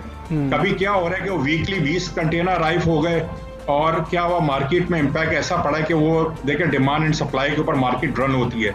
ज़्यादा किन्नू पहुंचा तो मार्केट साथ नहीं दे सकी, कि फिर वहाँ लॉसेस हुए। और तीसरा लॉसेस जो हमें हुआ है किन्नू में, कि आपको पता है जब किन्नू का सीजन स्टार्ट हुआ तो 168 की करेंसी थी कि, और जब हम काम करते हैं तो हमारे जो पैसे हैं महीने बाद, 2 महीने बाद, 3 महीने के बाद पैसे आना शुरू होते हैं हमारे पास। तो क्या हुआ, जो 168 हमारी करेंसी थी स्ट्रांग होने के बाद वो 152 पे आके खड़ी हुई, तो वहाँ पे भी हमारे बड़े लॉसेस हुए। मगर हमारे लॉसेस होते हुए भी हमने अपने मुल्क के साथ खड़े हुए, क्योंकि हमें इस टाइम पे फॉरेन एक्सचेंज चाहिए। इस पे हमारा किसान ने भी बड़ी मेहनत करके प्रोडक्ट उगाता है, किसान को पूरे पैसे मिले, सबको पूरे पैसे मिले। आप ये भी बताइएगा कि हम लोग ये कहते हैं कि हमारी जो किन्नू की फसल थी वो बहुत अच्छी हुई, हम लोगों ने एक्सपोर्ट बहुत किया और रिकॉर्ड हमने उसमें कायम किया, लेकिन हम देख रहे हैं कि अपने मुल्क में हमारे उसकी कीमतें बहुत ज़्यादा थीं। अब जैसे ही फसल ज़्यादा होती है, अच्छी होती है, फिर भी कीमतें वहीं पर बरकरार रहती हैं, ऐसा क्यों होता है?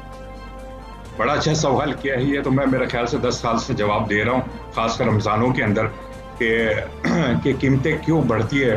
अगर मैं मंडी का रेट से एग्जांपल दे रहा हूँ आपको, कि मंडी का रेट अगर मिसाल है 50 रुपए की कोई चीज़, हम केले की बात कर लेते हैं, 50 रुपए का केला बिक रहा है। जब वो रिटेल में, कराची में रिटेल में आता है तो वो 100 रुपए का भी बिक रहा होता है, वो 120 का भी बिक रहा हो रहा है, वो 130 का भी बिक रहा होता है। कोई रेट जो हुकूमत की तरफ से, जो कमिश्नर की तरफ से निकलते हैं, उसको फिर इम्प्लीमेंट क्यों नहीं किया जाता?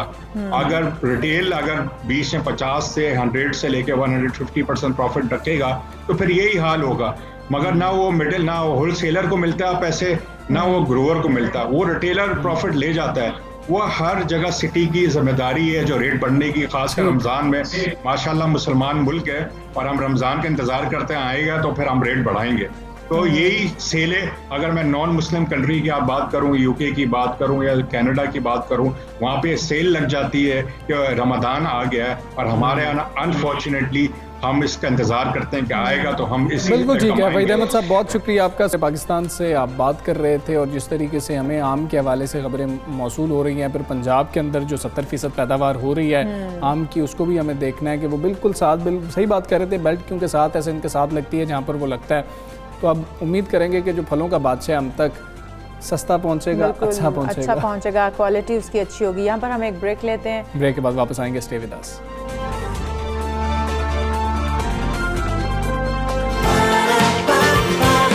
सुबह Savere Pakistan,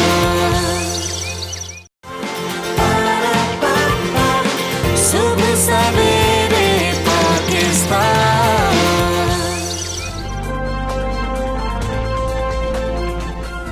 again welcome back to Subah Savere Pakistan. नाज़रीन, हम वापस आ चुके हैं बड़ा ही अहम टॉपिक लेकर, क्योंकि ये हर घर की आजकल यही बीमारी है कि घुटनों में दर्द है, जॉइंट्स पेन है, ख़वातीन बहुत परेशान है, मर्द हज़रात भी परेशान है। जब एज जो है आपकी थोड़ी सी बढ़ती है तो आपको जॉइंट्स पेन स्टार्ट हो जाते हैं, और ये तकलीफ वही समझ सकता है जो कि इससे गुजर रहा होता है। कुछ बीमारियां ऐसी होती हैं जो वक्त के साथ जन्म लेती हैं और फिर उनका इलाज भी मुमकिन नहीं होता।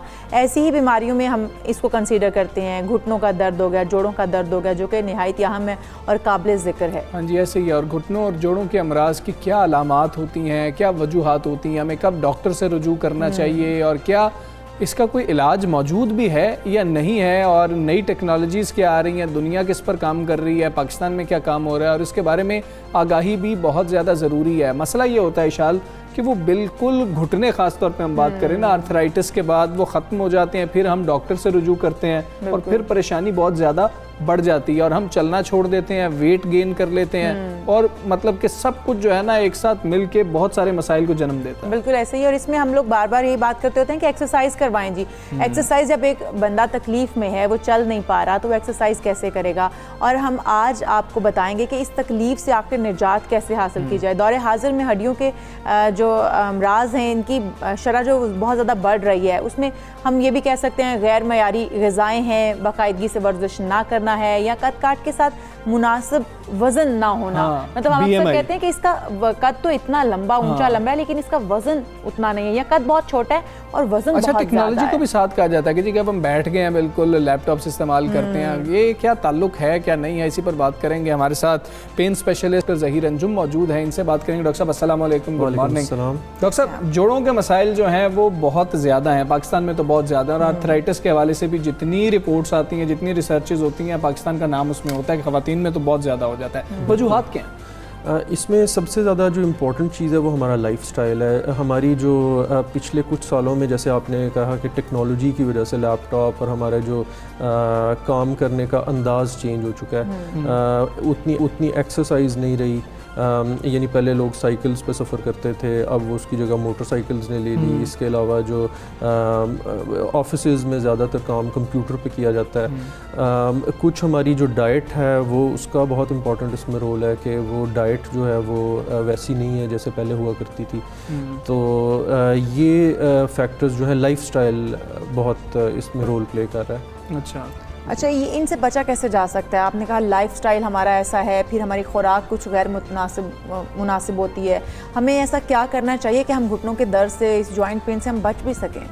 बेसिकली जो आपके घुटने हैं वो आपका मेजर वेट बेयरिंग जॉइंट है, जो आपके पूरे जिस्म का वज़न उठाते हैं। तो अगर आपका वज़न जितना ज़्यादा होगा उतना ही इन पे लोड ज़्यादा पड़ेगा, ये इनमें वेयर एंड टेयर जल्दी होगी। बेसिकली ऑस्टियोआर्थराइटिस है क्या कि आपकी जो कार्टिलेज, जिसे हम आम ज़बान में नरम हड्डी कहते हैं, जो घुटने के दरमियान एक कुशन का रोल प्ले करती है, वो घिस जाती है।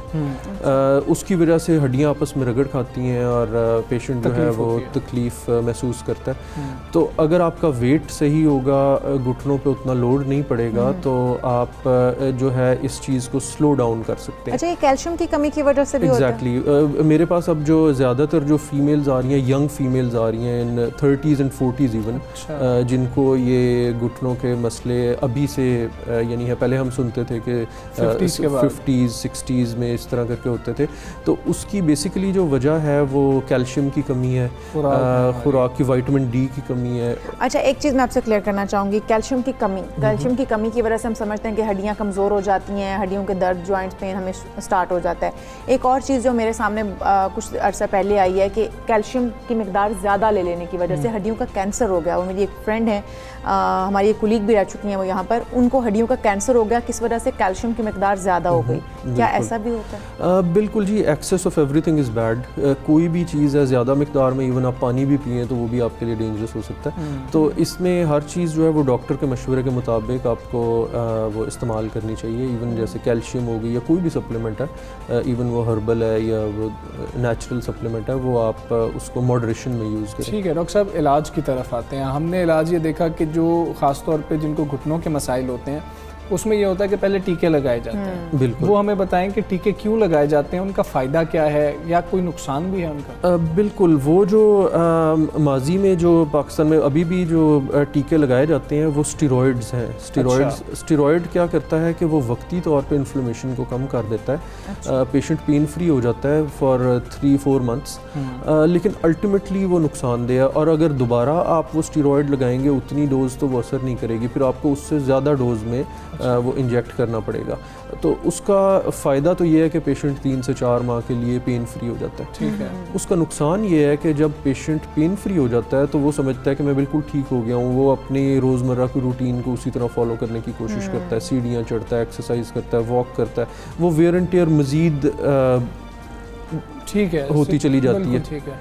तो अब दूसरी ऑप्शन हमारे पास उसके बाद आती है कि नी रिप्लेस कर दी जाए, मतलब कि घुटने जो हैं, जब हम कहते हैं कि जी नए घुटने डलवा लिए जाएं, आम जुबान में कहा जाता है, फिर वो ऑप्शन आ जाती है। वो कितनी बेहतर है और क्या वो आखिरी हमारे पास ऑप्शन रह जाती है? बिल्कुल, वो एक अच्छी ऑप्शन है बहुत।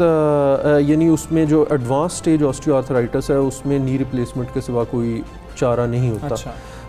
उसमें क्या है कि नी को जो जॉइंट है उसको एक मेटालिक जॉइंट से रिप्लेस कर दिया जाता है, लेकिन उसके अपने कुछ प्रोज एंड कॉन्स हैं, उसमें कुछ अच्छाइयाँ भी हैं, बुराइयाँ भी हैं।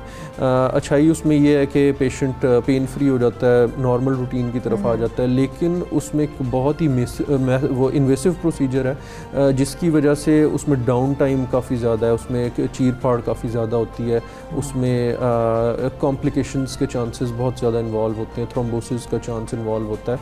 तो बेसिकली वो जो है एक रिस्की ऑप्शन है। अच्छा, जो अमेरिका, जर्मन, इस तरह की कंट्रीज़ की हम बात करें, वहाँ पर बड़ी जदीद तहकीक की जाती है और वहाँ पर बड़े डिफरेंट तरीक़ों से किया जाता है, रिसर्च नई से नई निकाली जाती है। कोई ऐसा तरीका है जिससे हम इन चीज़ों से बच सकें, हमें सर्जरी ना करवानी पड़े? Exactly. होता है कोई ऐसी रिसर्च है अब तक की? बिल्कुल, यही मेरी स्पेशलिटी है और इसी पे मैं आज बात करूँगा। इसे रीजनरेटिव मेडिसिन कहते हैं, यानी किसी भी चीज़ को दोबारा से रीजनरेट करना। इसमें बहुत सी बीमारियों के इलाज मौजूद हैं, जैसे स्पाइनल कॉर्ड इंजरी है, स्ट्रोक है, लेकिन आज हम बात करेंगे क्योंकि मेरी 70-80% प्रैक्टिस जो है वो जोड़ों के दर्द से रिलेटेड है। स्टेम सेल तरीका इलाज जो है, इसे स्टेम सेल थेरेपी या स्टेम सेल ट्रांसप्लांट भी कहा जाता है। स्टेम सेल तरीका इलाज जो है बेसिकली ये क्या है कि अल्लाह ताला ने हर इंसान की जिस्म में नेचुरल हीलिंग कैपेबिलिटी रखी है, यानी इंसान को किसी को भी चोट लगती है तो वो खुद से ज़ख्म ठीक हो जाता है। इंसान की वो जो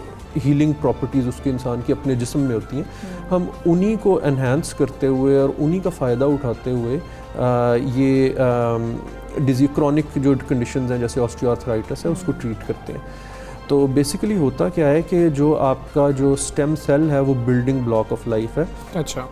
कोई भी सेल या ऑर्गन खुद से नहीं बन सकता जब तक कि स्टेम सेल उसको ना बनाए। मिसाल के तौर पे एक इंसान है, एक बच्चा है, वो जब बनता है तो वो एक सेल से पूरा इंसान डिवाइड होके तो वो एक इंसान बन जाता है, उसे एम्ब्रियोनिक स्टेम सेल कहा जाता है। इसी तरह आगे आप चलें तो एडल्ट स्टेम सेल्स रोल में आते हैं जो मुख्तलिफ आपके ऑर्गन्स को क्रिएट करते हैं, जिनमें आपके टिश्यूज़ हैं, ब्रेन के पट्टे हैं, घुटनों के ये जो कार्टिलेज है और न्यूरॉन्स वगैरह मौजूद हैं, और जो आपकी चर्बी है। तो आपका जो कोई भी ग्रोइंग टिश्यू है वो तब तक नहीं बन सकता जब तक स्टेम सेल उसको ना बनाए। ठीक है। आपके जो घुटनों के जॉइंट हैं उनके अंदर स्टेम सेल मौजूद नहीं होते। अच्छा। वो एक दफ़ा जब घिस गए तो ख़त्म हो गए, उसमें उनमें हीलिंग के दोबारा वो रीजनरेशन का पोटेंशियल मौजूद नहीं होता। अच्छा। लेकिन लकीली जो सेल्स आपकी चर्बी बनाते हैं मीज़ेनकाइमल स्टेम सेल्स, उन्होंने ही आपके बचपन में या आपके जो जब इंसान फीटल पीरियड में होता है आपके जॉइंट की कार्टिलेज को बनाया था। तो हम मॉडर्न टेक्नोलॉजी की मदद से अगर उस चर्बी को निकाल कर और उसमें से उन स्टेम सेल्स को, जो मीज़ेनकाइमल स्टेम सेल है, जो प्रिकर्सर सेल है चर्बी का भी और घुटने के जॉइंट के कार्टिलेज का भी, उसको निकाल कर उसको एक्टिवेट करके और उसको घुटने में इंजेक्ट कर दें तो हम उसको कार्टिलेज को रीजनरेट कर सकते हैं बगैर किसी ऑपरेशन के। ये जो भी सारा अमल है ये लोकल एनेस्थीसिया में किया जाता है। इसमें किसी किस्म का कोई बेहोशी वगैरह नहीं इन्वॉल्व होती। ठीक है डॉक्टर साहब, बहुत शुक्रिया आप आए। ये जो नई आपने हमें बताया कि जो रिसर्च हो रही है या नई टेक्नोलॉजी है उसके हवाले से आपने हमें बताया, लोग बहुत ज़्यादा परेशान हैं लेकर ये जो घुटनों का दर्द है खुसूसी तौर पर, या फिर वैसे ही जोड़ों के दर्द हैं, लोग बहुत ज़्यादा परेशान हैं। तो आप लोगों को पहले तो अपनी डाइट बेहतर करनी चाहिए, वर्जिश तो लाजमी करें ना। पहला हाल तो यह है कि एहतियात की जाए जितनी हम कर सकते हैं, इलाज तो बात की बात है। अपनी डाइट अच्छी कीजिए, एक्सरसाइज को अपनी रूटीन का हिस्सा बनाइए, यही एक तरीका है कि आप इससे बच सकते हैं। और अगर आप फिर इसमें किसी तरीके से भी आपको दर्द स्टार्ट हो गई है तो आपको अपने डॉक्टर से डेफिनेटली रुजू करना चाहिए। सर्जरी से बेहतर तरीक़ाकार भी मौजूद हैं, आ चुके हैं मार्केट में, तो आपको उनको अप्लाई करना चाहिए।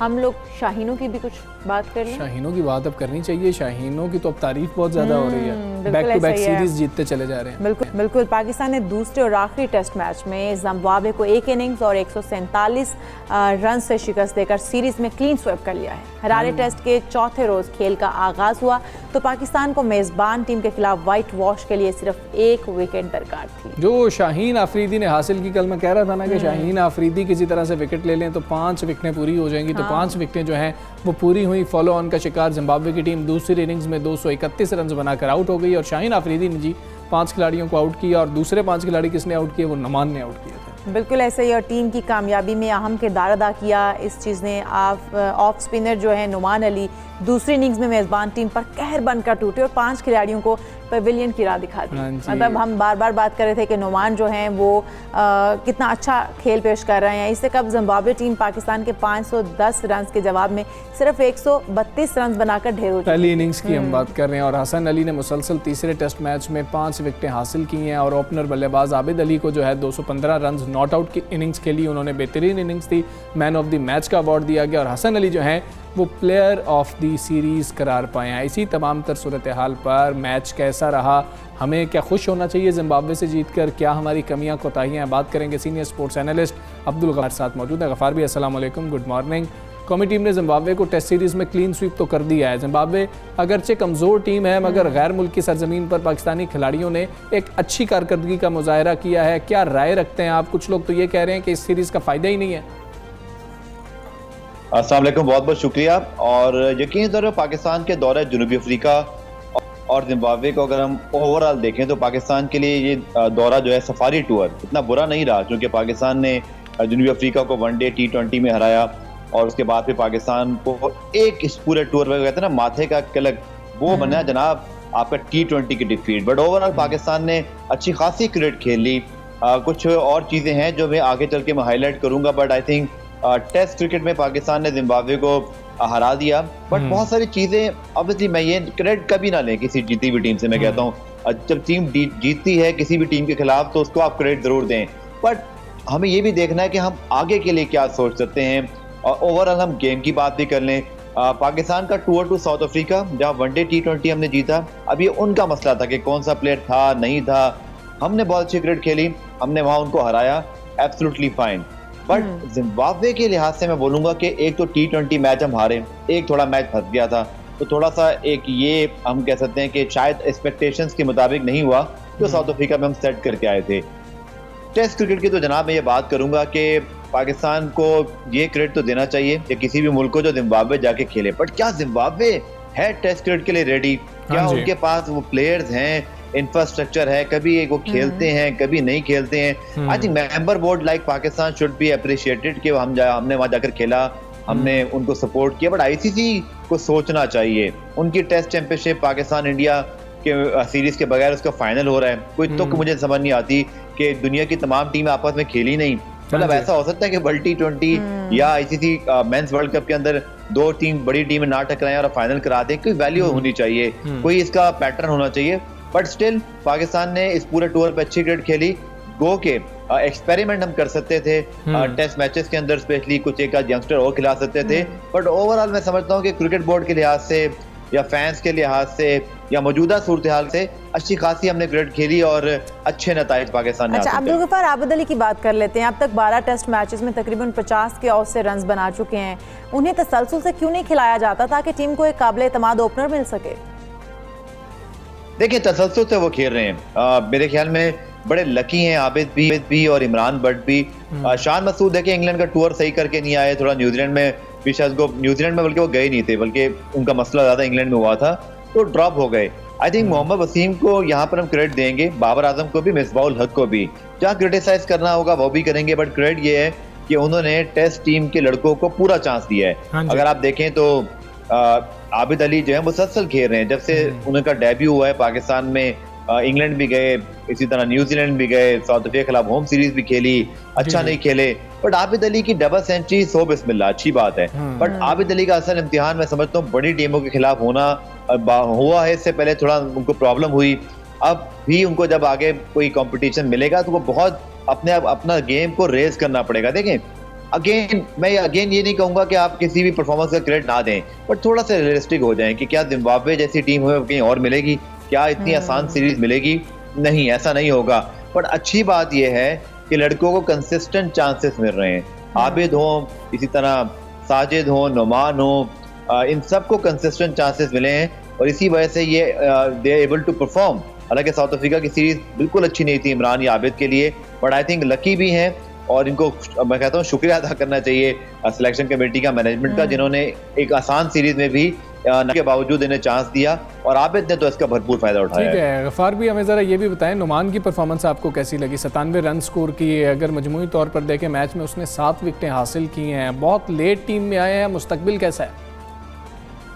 देखिए, नुमान यकीनी तौर पर जब से आए हैं उन्होंने अपनी सिलेक्शन को जस्टिफाई किया है और ये बहुत अच्छी बात है कि पाकिस्तान में अब डोमेस्टिक परफॉर्मर्स जो है ना उनको रिस्पेक्ट मिल रही है। नुमान है, इमरान का मैंने पहले नाम लिया, आबिद भी डोमेस्टिक पे परफॉर्म कर आए हैं, इसी तरह ताबिश खान, लेकिन सबको बड़ा लेट चांस मिला है। लेकिन चले, देर आए दुरुस्त आए। जिन लोगों को अब इस सिलेक्शन कमेटी ने चांस दिए बहुत अच्छा किया, बट मुझे लगता है कि अब आइंदा खुदा के लिए लड़कों को उस पर चांस दें जब उनकी उम्र हो। ताबिश खान की 598 विकेटें हैं, बट जब आप बेचारे को 36 साल की उम्र में चांस देंगे तो उसके हिमायती भी बाद में सोचने मजबूर हो जाएंगे कि क्या अब डेब्यू कराना ठीक भी था कि नहीं था। लेकिन ठीक था, चलें, उनको टेस्ट क्रिकेट का लेवल मिल गया। लड़कों को ये कॉन्फिडेंस मिलेगा कि अब आप परफॉर्मेंस दें तो आपको चांस मिलेगा। तो आई थिंक उस पे राह में अगर हम देखें तो नुमान की तो बहुत तारीफ करना पड़ेगी। मतलब बहुत अच्छे बात, हमें कोई अच्छा लेफ्ट आर्म स्पिनर मिला है, बैटिंग भी कमाल कर गए हैं। और आई थिंक पाकिस्तान को कहते हैं ना कि स्पिनर्स या बैट्समैन स्पेशली टेस्ट क्रिकेट में लंबा खेलते हैं। अब इनको आप इतनी जल्दी एजेड करार नहीं दे सकते क्योंकि नुमान भी लेट आए, लेकिन परफॉर्मेंसेस बहुत अच्छी देकर आए थे, तो बहुत अच्छी उनकी तरफ खुशी हुई कि डोमेस्टिक की परफॉर्मेंस को कंटिन्यू किया इंटरनेशनल क्रिकेट के अंदर। अच्छा अब्दुल गफ्फार, हसन अली और शाहीन अफरीदी का मुसलसल अच्छी बाउलिंग करना कौमी टीम के लिए यकीनन नेक शगुन है। ये दोनों बाउलर्स अगर इसी तरह कारकर्दगी दिखाते रहे तो क्या आप नहीं समझते कि पाकिस्तानी टीम के पेस अटैक का मसला भी हल हो जाएगा? बिल्कुल, हसन अली तो रेवोल्यूशन लेकर आए ना एक तरह से, क्योंकि जब वो बाहर थे पाकिस्तान की टीम, जब ऑस्ट्रेलिया गई थी, लगता था कि बगैर दांतों के जो हाथी जैसे होते हैं ना, या बिल्कुल ही हम टुटलेस हो गए। लगता था कि बिल्कुल बॉलिंग में कुछ है ही नहीं। लग रहा था कि ये पाकिस्तान को क्या हो गया, जो हमारी एक पहचान होती थी फास्ट बॉलिंग की। मुझे लगता है कि वो सब कुछ हम कहते हैं ना, हसन अली को हम कितना मिस कर रहे थे, क्योंकि वो वर्ल्ड क्लास परफॉर्मर हैं। उनकी चैंपियंस ट्रॉफी के अंदर जो फतूहात उन्हें दिलाई, उनका वर्ल्ड नंबर 1 बॉलर बनना ओडीआई क्रिकेट के अंदर, इट्स इंडिकेट कि वो कितने कंसिस्टेंट और चैंपियन स्टफ प्रोड्यूस करते हैं। आई थिंक बड़े ही जबरदस्त मौके पे मैं कहता हूँ कि शाहीन को हसन की सपोर्ट मिल गई, वरना मुझे लग रहा था कि कहीं शाहीन से भी हम आहिस्ता आहिस्ता बदजन ना हो जाएं कि एक्सपेक्टेशंस बहुत ज्यादा रखते हैं हम, बट अभी उनका एक्सपीरियंस इतना ज्यादा नहीं हुआ था। हसन तो समझ लें कि नजात दहिंदा बनकर आए हैं पाकिस्तान की बॉलिंग के लिए। एक तो खुद परफॉर्म कर रहे हैं, दूसरा उनके साथ लड़के दूसरे परफॉर्म करेंगे, क्योंकि सबसे एक्सपीरियंस है। शाहीन परफॉर्म कर रहे हैं देखें उनके साथ, इसी तरह उनके साथ जो है हारिस भी सीख जाएंगे, उनके साथ हसनैन भी अच्छी बॉलिंग करेंगे। तो हसन अली ने तो वाकई पाकिस्तान की इस बॉलिंग लाइन को कंप्लीट किया है।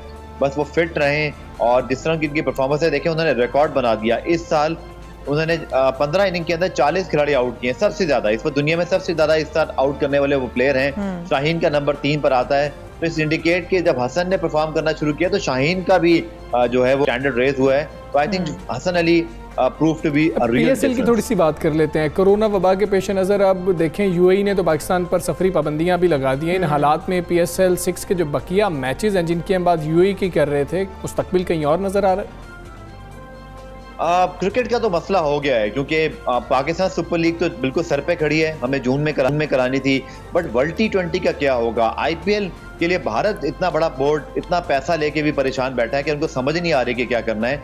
पाकिस्तान सुपर लीग का केस थोड़ा सा हमें स्ट्रेट फॉरवर्ड लग रहा था जब हम कराची से इसको यूई लेकर गए, एनसीओसी और गवर्नमेंट से बात करके पीसीबी ने फैसला किया फ्रेंचाइजीज की मुशावरत के बाद कि वहाँ हो जाए। बट ऑब्वियसली जो सफरी पाबंदियां, बट सफरी पाबंदियों में अगर आप देखें तो ये क्लियरली लिखा हुआ है कि ये सफरी पाबंदियां बेसिकली आम शहरियों के लिए हैं, जो पैसेंजर्स होते हैं जो कि जाते हैं टूरिस्ट के तौर पर। बट उसमें डेलीगेशंस होते हैं जो बिजनेसमैन हैं, वीजा कार्ड होल्डर्स हैं, गोल्डन वीजा कार्ड होल्डर, उनके लिए रिलैक्सेशन मौजूद है। तो मुझे पूरा यकीन है कि मेरी इत्तला के मुताबिक पाकिस्तान क्रिकेट बोर्ड ने ऑलरेडी एमिरेट्स क्रिकेट बोर्ड से बात भी की है और वो उनसे इन टच है। मेरे ख्याल में अगर कोई गवर्नमेंट का पीएसएल से कोई तसादुम ना हो गया, यानी कि वो समझते हो जस्ट इन केस कि शायद इस पर पीएसएल नहीं करानी चाहिए, तो तब तो एक अलग बात है। बट जैसा लग रहा है, जो वाइब्स आ रही हैं, इस वक्त कोई चीज़ हतमी नहीं है। बट जो लगता है, अंदाजा है या जो कुछ समझ में आ रहा है अंदाजा लगाकर कि इजाज़त मिल जानी चाहिए। और क्योंकि ऑब्वियसली उनके पास 3 ग्राउंड्स हैं, कोविड केसेस वहाँ 1700, 1800, 1900 का एक रेशो है, कंट्रोल में है। वहाँ पे 1% जो है वो सिर्फ अब आ गया है जो सारा का सारा टेस्टिंग का रेशो है यूई के अंदर, तो रेशो भी कम हुआ है। तो मुझे वो वजह दिखाई नहीं देती कि कोई मसला हो।